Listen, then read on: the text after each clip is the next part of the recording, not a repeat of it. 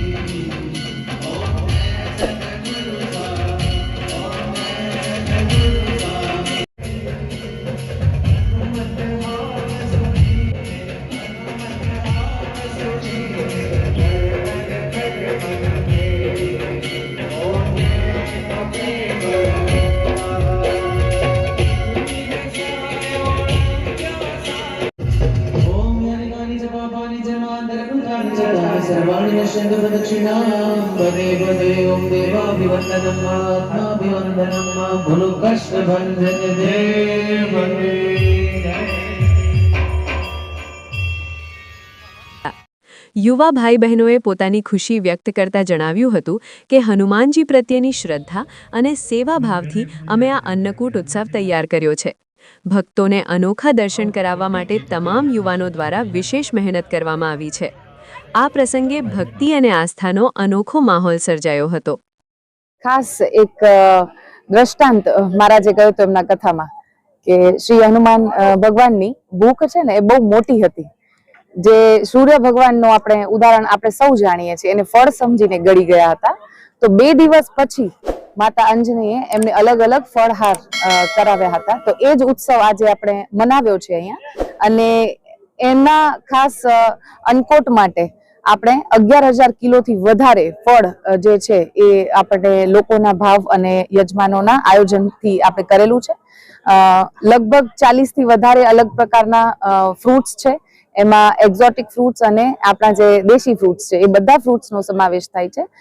લગભગ 100 થી ઉપર સ્વયંસેવકો હતા જેમણે આ બધામાં ગોઠવણીમાં, રંગોળીમાં ભાગ લઈ અને મદદ કરેલ છે, અને આટલું સરસ આયોજન અમને કરવા માટે એમનો સહયોગ રહ્યો છે।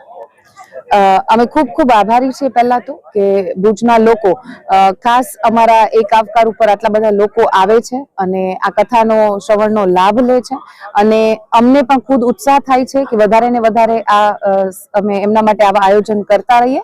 અને ખાસ એક વસ્તુ બધા તરફથી અમને સાંભળવા મળી છે એ છે કે હનુમાન ચરિત્ર કથા અમે પહેલી વાર સાંભળીએ છીએ અને અમને બહુ મજા આવે છે। તો એ જ અમારો ઉત્સાહમાં વધારો કરે છે। કષ્ટભંજન દેવ છે જે અમારા પ્રેરક છે, અમારા ઈષ્ટદેવ છે, એટલે આ કથા એમના જ આગમન માટે કરવામાં આવેલી છે।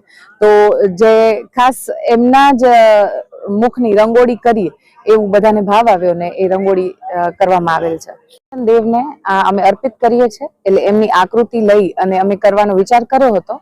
ત્યારે શરૂઆત કરી તો કઈ રીતે કરશું, શું કરશું, ઘણા બધા લોકો, દરેક વ્યક્તિ પોતાના રીતે એમણે પોતાનું કામ લીધું છે।